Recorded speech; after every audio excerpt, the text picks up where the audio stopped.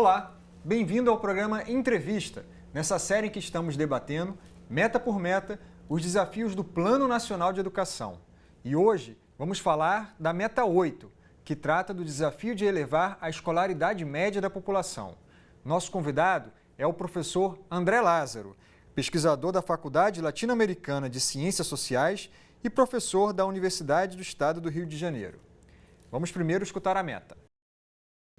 Elevar a escolaridade média da população de 18 a 29 anos, de modo a alcançar, no mínimo, 12 anos de estudos no último ano, para as populações do campo, da região de menor escolaridade no país e dos 25% mais pobres, e igualar a escolaridade média entre negros e não negros declarados à Fundação Instituto Brasileiro de Geografia e Estatística, IBGE. Olá, professor. Tudo bem? Tudo bem. Muito obrigado por aceitar nosso convite. Obrigado pelo convite, fico honrado. Bem, várias das metas do Plano Nacional de Educação tratam das metas gerais e depois, nas estratégias, se fala ali da questão da desigualdade. Essa não. Essa é uma meta que já nasceu, é muito clara que o objetivo dela é focada na desigualdade, é reduzir a desigualdade, então, para populações específicas. E aí a minha pergunta, e o senhor foi durante muito tempo o secretário de diversidade do MEC, então minha pergunta é um pouco, que estratégias a gente precisa ter para chegar a essa população? São estratégias mais amplas, ou seja, se a gente fizer políticas universais, vamos atingir essas populações, ou é necessário também políticas específicas para elas? Antônio, primeiro agradecer e parabenizar o canal por esse debate tão relevante, né? Eu tive a alegria de, com a equipe do MEC, propor essa meta, né, ao ministro Fernando Haddad à época, né? E eu queria até fazer homenagem aqui à equipe técnica do MEC, que se dedicou muito para a gente chegar a uma meta que fizesse sentido e pudesse ser medida. O que a gente aprendeu e tem aprendido em educação é que universal e focado se combinam, não se excluem. É preciso ter uma ação específica. Então, repare, as metas 2, 3 e 4 são metas universais, né, do PNE e falam de proporções de resultados. Mas quando você pega o que é a situação atual da educação, esses grupos aqui citados, o campo, a população mais pobre, a população negra, a população do Nordeste, eles, no máximo, conseguem ganhar um pouco mais de velocidade na aquisição de anos de escolaridade, mas não reduzem de maneira significativa o gap, a diferença que há contra os grupos mais favorecidos. Então, por exemplo, no caso dos negros e não negros, a tendência de aproximação é muito lenta ainda. Portanto, a meta, e é uma alegria que o Congresso Brasileiro tenha aprovado nesses termos, como aprovou, ela alerta para que, se você não focalizar essas diferenças, você não alcança as metas de universalização. Né? Tem que ser combinado, não tem que ser excludente. Então, a população do campo, por exemplo, se você não tiver uma atenção específica para a sua singularidade geográfica, tipo de conhecimento, tipo de material didático, ela não vai aderir à escola. Então, a escola tem que ser pertinente. E, para isso, o traço cultural do grupo tem que ser reconhecido. São realmente metas diferenciadas para cada grupo. Todas elas são viáveis? Aonde que o esforço terá que ser maior para alcançarmos, e dado o nosso ritmo atual, vamos alcançá-las? O ritmo atual não alcança, nem para a população em geral. Né? Se você mantiver a curva que nós temos hoje, nós chegamos a 11 anos e alguns meses, não chegamos a 12. O que é interessante observar é que esses grupos têm grande interseção. Ou seja, a maior parte dos 25% mais pobres são negros. A maior parte dos mais pobres estão no campo. Parte deles estão no Nordeste. Então, na verdade, a meta diz, olha, os grupos mais desfavorecidos precisam ser acompanhados para que todos ganhem. Você não alcançará as demais metas se esse grupo não for alcançado. E há dois problemas interessantes que essa meta alerta. Um é, qual é a situação da juventude hoje? Segundo, qual é a situação dessa geração que será a juventude daqui a 10 anos? Então, eu acho que a meta tem esse mérito de ela reconhecer a diferença, apontar para o grupo, porque Por que 18 a 29 anos? Porque 15 a 17 já está atendido pela obrigatoriedade constitucional e o Brasil terá, nesse intervalo entre 2008 e 2030, a maior geração de juventude de sua história. Durante esse período, nós vamos ter em torno de 50 milhões de jovens de 15 a 17 anos. Então, você focalizar nessa meta, focalizar nesse grupo, significa você dizer, olha, ou a gente cuida desse grupo agora, para que lá ele tenha essa condição de escolaridade e possa ter acesso a emprego, acesso à participação social responsável, cuidar da sua vida e da sua família. Se você não fizer isso, nós não damos o salto que o bônus demográfico nos permitirá dar. Porque depois começa a declinar a juventude e a proporção de idosos e crianças que devem ser atendidas pela sociedade aumenta muito e a proporção dos trabalhadores diminui. Portanto, é a nossa chance.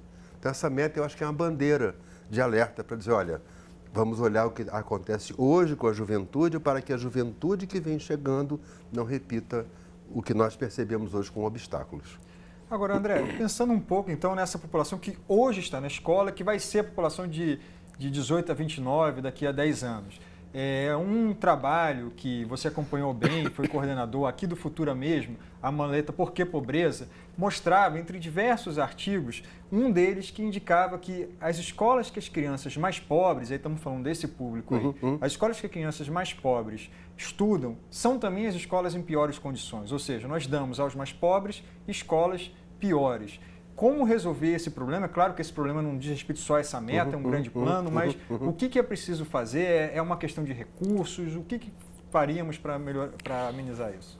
Antônio, eu acho que os últimos 10 anos que eu acompanhei mais de perto o debate educacional brasileiro, mais envolvido, revelaram problemas muito graves, mas que estavam escondidos. Então, você não resolve uma coisa que você não conhece.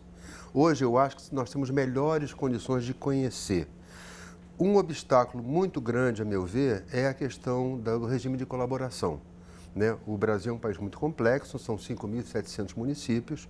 O ensino fundamental, a educação infantil e os anos iniciais, em geral, estão sob a responsabilidade desses municípios. É aí que estão as escolas em piores condições. Então, eu acho que nós temos hoje mais consciência. É preciso de mais recurso e mais gestão. Eu, às vezes, ouço com muito susto e apreensão dizer que o Brasil não precisa de recurso para a educação. Isso é um equívoco. Você pega a média da OCDE, o Brasil não gasta metade do que a OCDE gasta por aluno. Então, nós estamos aí numa etapa muito inicial da consciência social da educação. Né? Eu acho que isso tem que ser compreendido. E é preciso monitoramento da sociedade. Não adianta. Porque, repara, jovens e adultos, nós melhoramos o financiamento como poder público, como sociedade, mas as matrículas caem de maneira expressiva, em torno de 20% nos últimos 6, 7 anos. Será que a sociedade compreendeu o sentido do direito à educação e está disposta a sustentar esse direito? Quando o Congresso brasileiro aprova 10% do PIB para a educação, eu entendo que é um sinal que a sociedade diz, sim, vamos colocar recurso na educação, porque é necessário e condição imprescindível, mas não suficiente. Se não focalizarmos, por exemplo, nos grupos desfavorecidos, se olharmos para a educação apenas como uma preparação para o mercado de trabalho imediato, nós não alcançamos as metas. Eu acho que esse é o alerta. Então, por exemplo, a questão das escolas mais pobres. É preciso estreitar o regime de colaboração, tanto vertical, União, Estados e municípios, como horizontal, entre municípios, por exemplo, para que você dê suporte a essas escolas. Por exemplo, as escolas do campo. Né? O que tem acontecido nos últimos 10 anos? Fechamento de escolas do campo. E é uma coisa que as pessoas não se dão conta. O MEC criou um programa muito interessante chamado Caminho da Escola, que financia a compra de ônibus escolares, um trabalho grande do ministro Haddad, do secretário executivo Paim, com o BNDES, um trabalho muito consistente do ponto de vista técnico e de financiamento.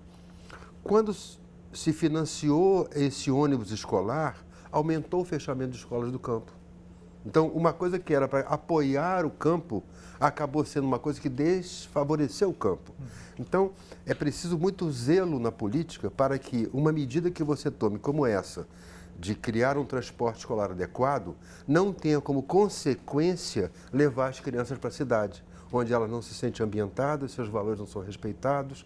E o pessoal da CONTAG dizia, quando eu estava no MEC, dizia, professor, eu não sei para quem eu vou deixar a minha terra, porque o meu filho foi fazer o ensino médio no campo e não quer voltar para...